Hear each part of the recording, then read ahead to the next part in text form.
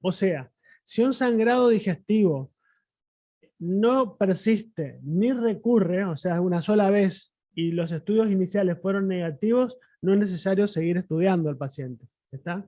La hemorragia digestiva de origen oscuro hoy en día es la que eh, persiste después de un examen integral de todo el tubo digestivo. Solamente 1.25% de las hemorragias digestivas son verdaderamente una hemorragia digestiva de origen oscuro. La clasificación, bueno, se sigue clasificando el sangrado como con sangrado visible, sea hematoquesia o melena. Ahí se habla de sangrado digestivo de origen, sospecha de sangrado de intestino delgado evidente. Y si hay un sangrado que no es evidente, no hay un sangrado visible, sea por una anemia ferropénica, por ejemplo, sigue llamándose sospecha de sangrado de intestino delgado oculto. ¿Tá? Nos habíamos acostumbrado al término de sangrado digestivo de origen oscuro. Es una patología donde el diagnóstico es difícil porque requiere mayor número de procedimientos diagnósticos, repetición de estudios diagnósticos, mayor estadía hospitalaria, tienen mayor requerimiento transfusional porque al no descubrirse la causa del sangrado, estos pacientes requieren mayor número de transfusiones, gran impacto económico sobre la vida del paciente y de su entorno laboral y alto consumo de recursos sanitarios. Y ahí tenemos que ver cuáles son las causas inadvertidas, porque muchas veces las causas de un sangrado digestivo están al alcance de una endoscopía normal y no nos damos cuenta. ¿Cuáles son las lesiones que pueden comportarse, sangrar en forma intermitente y darnos endoscopías normales, endoscopías altas y bajas normales?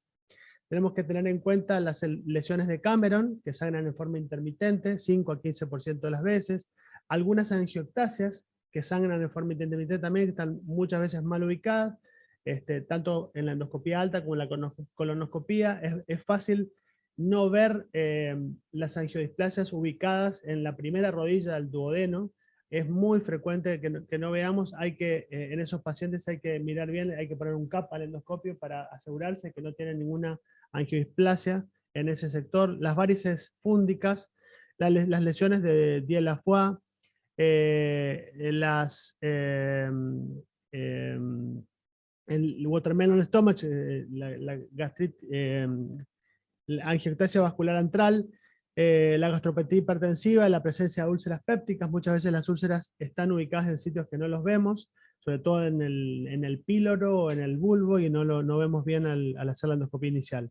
Y entre las lesiones en la endoscopía baja, la colonoscopía, que pueden pasar inadvertidas, están las angioctasias, sobre todo en el ciego. Hay ciertos repliegues del ciego que no vemos. Me pasó con una paciente mía que le hice 2 colonoscopías y no la encontraba, le hice la cápsula y le encontré una cápsula en el ciego, una angiodisplasia en el ciego, yo mismo, una paciente mía, que le hice una tercera colonoscopía y la encontré y la electrocoagulé.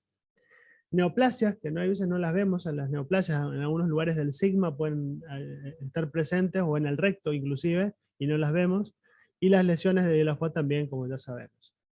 Entonces hay que tener cuidado y ver bien cuándo hacer un second look.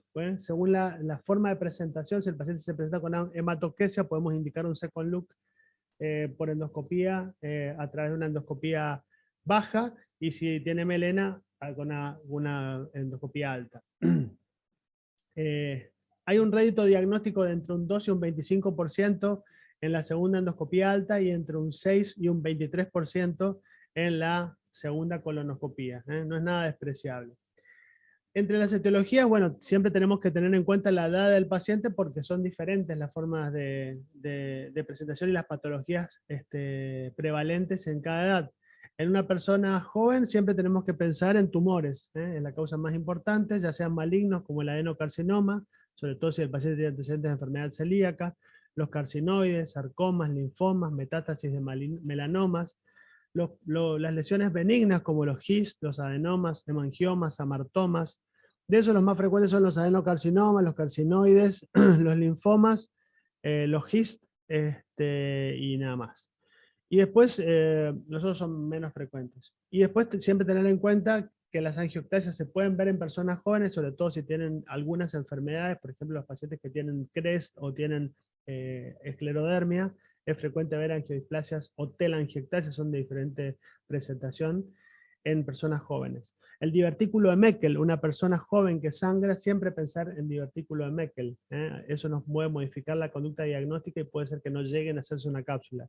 La enfermedad de Crohn, hay veces que solamente se presenta como sangrado, no como diarrea y dolor de abdominal, y las lesiones de Diela-Foix, que son un dolor de cabeza muchas veces. Entre las lesiones vasculares que se ven en los pacientes adultos mayores de 65 años, están las angioctasias, es la causa prevalente, la más común de todas, pero también tenemos que pensar en el Rendu-Osle-Weber, no lo vi mucho, malformaciones arteriovenosas, son muy infrecuentes, las varices de la hipertensión portal pueden ser más o menos frecuentes según el entorno.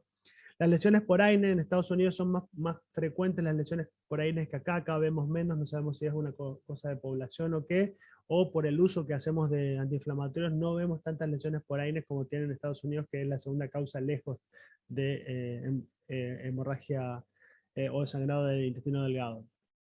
Otras son los tumores de intestino delgado, la enteritis actínica, sobre todo pacientes que han recibido radioterapia.